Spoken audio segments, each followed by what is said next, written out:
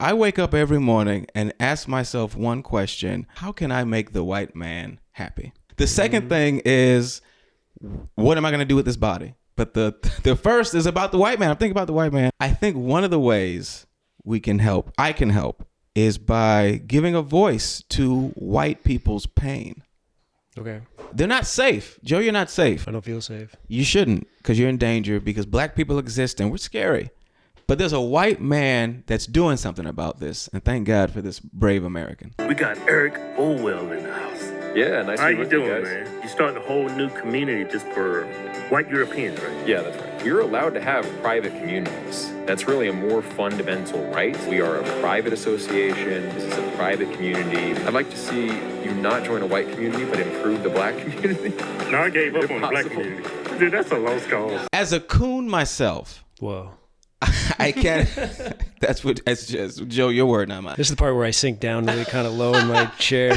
No, as a coon myself, I can't help but marvel at these two gentlemen. By the way, what's with the medication infomercial music behind all this? Ask your doctor if an all-white town is right for you. What a weird music choice to put behind such a... Damn. Yeah, it's so crazy. Yeah, it's ridiculous, man. You know what makes my arthritis go away? European nationalism. You know, when I'm feeling a little down, I mean, but that, you know what? I think it's the cure for everything. Imagine, if you will, Joe, a town where all the smoke detectors have batteries. Look, these two black brother coons, I mean, they take coon into the next level. My hat's off. Would you live in an all-white town? Yep, that's me. You're probably wondering how I ended up in this situation. Hey, welcome to the show. I'm going to start on a serious note. We're in a war, and this is a different one because it's not a physical war, it's a spiritual one. And I'm tired of people making this political. You know, it doesn't matter whether you're a Democrat or Republican. The devil can use you all the same. I just think that we need to come together. It doesn't matter who we are, who we voted for. We have to come together in this time and face this truly demonic evil. Of course, I'm talking about Labubus. What's fuzzy, got 9 teeth, and has people going absolutely crazy? Oh my god. I got my Labubus their own Labubus. Meet Labubu, created by Hong Kong designer Gaza Leung and sold by Chinese brand Pop Mart. The so-called monsters are sold in blind boxes, meaning you don't know what Labubu is inside. Oh my gosh. The dolls, which are usually listed for $22, are now in some cases fetching hundreds of dollars on resale sites. People waiting on long lines for hours just to get their hands on the little monsters. So why the sudden craze? Attributed to all the biggest celebrities flaunting their Labubus. Starting with Blackpink's Lisa, followed by Hilary Duff, Dua Lipa, Simone Biles. Hilary Duff. Okay, let me just say, we can pause it right there. Hilary Duff. Hilary Duff? That was the celebrity poll? Yeah, listen, whatever Hilary Duff does, that's what the kids are into. I mean, look, I'm a Lizzie McGuire guy, sure, but... You know what? It's demonic. I got to give Satan credit for, he is good at marketing. Every generation flirts with demonic voodoo worship. Satanism is a lot like liberalism. It's a phase. Because when you're younger, Joe, you think that what matters in life is helping people and caring about people. But as you get older, you realize the only thing that matters in life is increasing your shareholder value. Yeah, I'm starting to realize that. As you get older, right? Isn't that something I spend a little too much time caring and helping others. Yeah, that's your problem. I'm paying the price for it now. I can't even afford a Labubu. It does sound like a shortened version of some evil, like Labuburus Demonicus.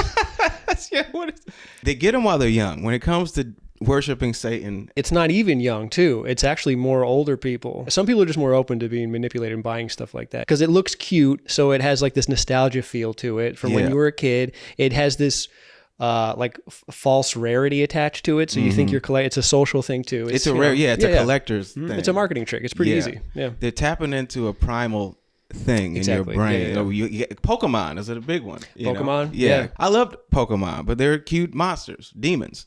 Demons, and you capture them. And then they're your slave. You make a slave out of a demon. When you think about Pokemon, it was very, not only demonic, but promoted slavery. Because they used to make slaves fight. You know, when you think about slavery, maybe it was less about being inhuman and more about collecting them all. Mandingo fighting? Was that it? Oh, yeah, that's right. Yeah. Which sounds like a Pokemon, Mandingo. Man, I choose. My Mandingo against your Pikachu. Joe runs into a wild Mandingo. Yeah. Joe uses white privilege. I found one near the airport. Joe uses white privilege. Yeah. But no, this trend of getting kids into Satanism goes back. I think I trace it all the way back to the Ouija board. You're encouraging children to communicate with Lucifer. Well, with just dead people in general. You know what? My favorite thing about the Ouija board is that on it says for ages 8 and up. Who made that decision? True. 8? Yeah. They were like 7. Get the fuck out of here. What are you, crazy?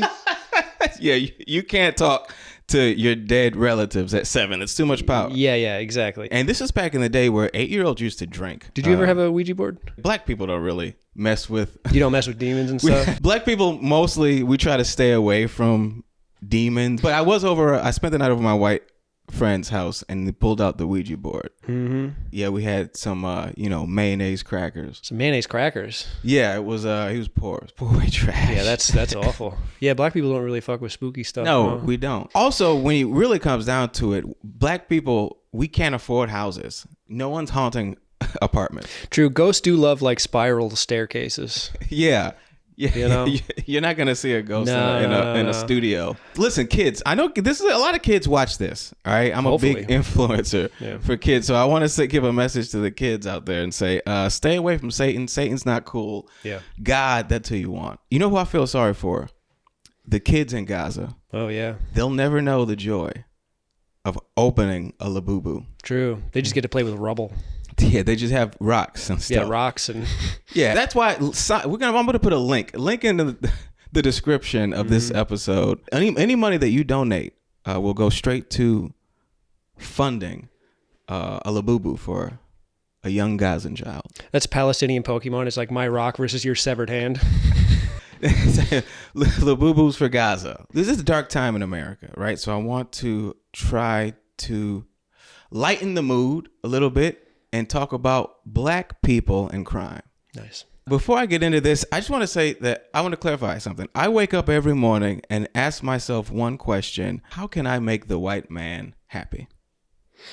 The second thing is, what am I going to do with this body? But the first is about the white man. I'm thinking about the white man and how I can help them. I think one of the ways I can help, is by giving a voice to white people's pain. Okay. They're not safe. Joe, you're not safe. I don't feel safe. You shouldn't, because you're in danger, because black people exist and we're scary. But there's a white man that's doing something about this, and thank God for this brave American. We got Eric Olwell in the house. Yeah, nice How to you meet you doing, guys. man? You starting a whole new community just for white Europeans, right? Yeah, that's right. Have you had any pushback? Oh, yeah. I mean, it's pretty controversial. A lot of people are mad. I'm getting death threats and stuff. But Really? We're allowed to have private communities. That's really a more fundamental right. Even country clubs have been able to successfully discriminate on the basis of race or religion or all sorts of things. So that's kind of the line that we're taking. We are a private association. This is a private community. We're not selling real estate. We formed a company. So all of us that live there are shareholders in that company, and the company owns the land. I'd like to see you not join a white community, but improve the black community. No, I gave up on the black community. Dude, that's a lost cause. As a coon myself, Whoa. I can't. That's just Joe, your word, not mine. This is the part where I sink down really kind of low in my chair. No, as a coon myself, I can't help but marvel at these two gentlemen. They take cooning to the next level. Look at how strong they look too. It must be from carrying all that water for the white man. You can tell that these two watched Roots and called it the feel-good movie of the year. By the way, what's with the medication infomercial music behind all this? Ask your doctor if an all-white town is right for you. What a weird music choice to put behind such a... Damn. Yeah, it's so crazy. Yeah, it's ridiculous, man. You know what makes my arthritis go away? European nationalism. You know, when I'm feeling a little down, I mean, but that, you know what? I think it's the cure for everything. Imagine, if you will, Joe, a town where all the smoke detectors have batteries. Look, these two black brother coons, I mean, they take cooning to the next level. My hat's off. Would you live in an all-white town? Yep, that's me. You're probably wondering how I ended up in this situation. How cheap is it? I think it's I'll live anywhere that I can afford. You need an all-white town. You need to get away. White people need to get away from black people. In fact, white people are waking up and realizing how dangerous black people are. Reason that we talk about this, by the way, I know a lot of black people see this and they go, man, why are you always talking about black people, this and that? Because there just needs to be some shame here. Well, there's a few reasons. First, white people are every single bit justified in being racist, to the extent that that means going out of your way to avoid black people when you see them. Every bit justified. And you want to know why? Because we see what happens. And nobody is under any obligation due to liberal ideology to put themselves in harm's way. You gotta love Nick Fuentes, man. When it comes to gay, Mexican, white supremacists, he's my favorite. White people, you're in danger. You're dwindling. You know, you're about to be a minority. I know. Yeah. Brandon, what are we going to do? Got to repopulate fast. Got to repopulate fast? Okay. You got to get somewhere safe, an all-white neighborhood. An all-white town, perhaps? Yeah. Okay, yeah. Arkansas, here we come. Americans are legitimately scared for their future. For the first time since 2020, the U.S. has more unemployed people than we have jobs. I'd be worried if it wasn't for the fact that Donald Trump is president and he's on the case. And he's going to fix everything, and he's going to start by addressing the things that matter. Trump's executive order tells prosecutors to pursue litigation meant to have the Supreme Court overturn the 1989 ruling protecting anyone who burns the American flag. The justices at the time said free speech doesn't just mean written or spoken words, but symbolic actions as well. Trump's order also directs the Secretary of State to deny or revoke visas from any foreign national who desecrates a flag. He says it's un-American and a threat to the nation. I think that Trump is actually pretty lenient with that. I mean, a year in jail, that's not enough. I say the death penalty.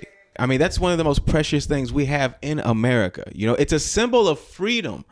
Also, that flag was probably made in China. So you're disrespecting two countries. Two countries at the same time. I think, that's pretty bad. Yeah, you can't do that, man. Burning a flag is like the worst thing you can do. It's right up there with treason or wearing a tan suit.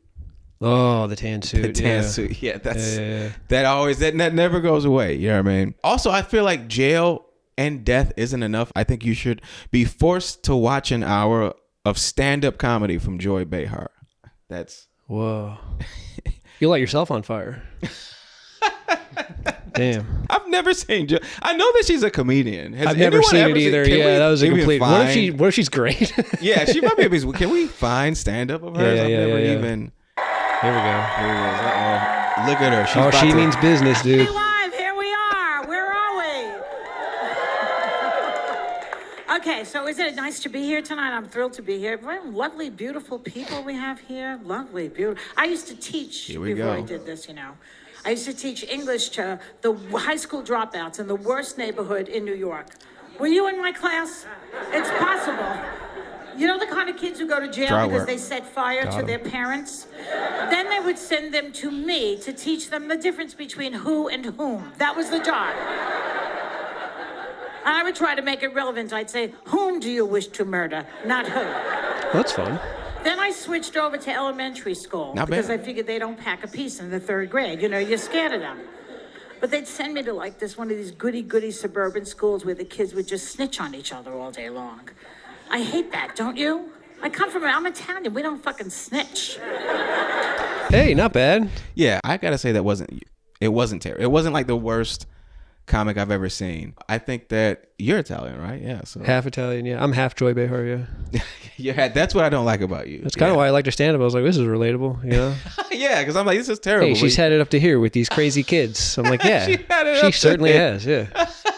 The flag burning, though, is terrible. I think we should, just to wrap it up, don't burn a flag, be American, respect America. But if you're just mad and you have to burn something, you burn something that doesn't matter, like a book or a liberal arts degree, you know, save.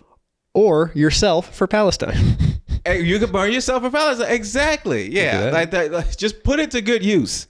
But leave the American flag out of this. If you have to burn a flag, you can burn the American flag, but definitely don't burn the Israeli flag, because then you'll get deported. I think this is just a funny thing. I want to end on this. Talking about crime. This was like a very crime-centric episode. The Trump administration is already cracking down on crime. This Just new watch video, body cam as they video, take showing the moment this police in prime Tallahassee, suspect. Florida, arrested this man working as a Chuck E. Cheese mascot in full costume. Police say the man inside that costume stole a customer's credit card, then used it to make fraudulent purchases.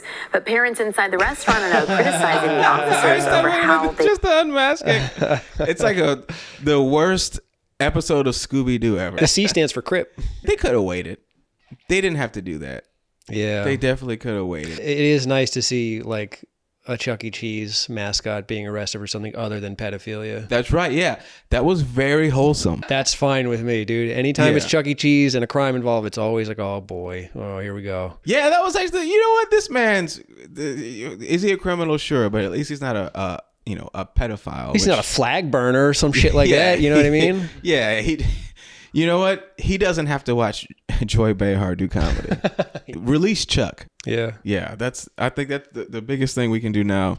Free Charles. Free Charles, man. Hashtag Free Charles. Free Charles. Free Charles. And then Joe, is there anything you wanted to add? Any thoughts on just general whiteness? How you feel? Hey, white people, just, hang in there. Keep your head up. Yeah. We'll be all right.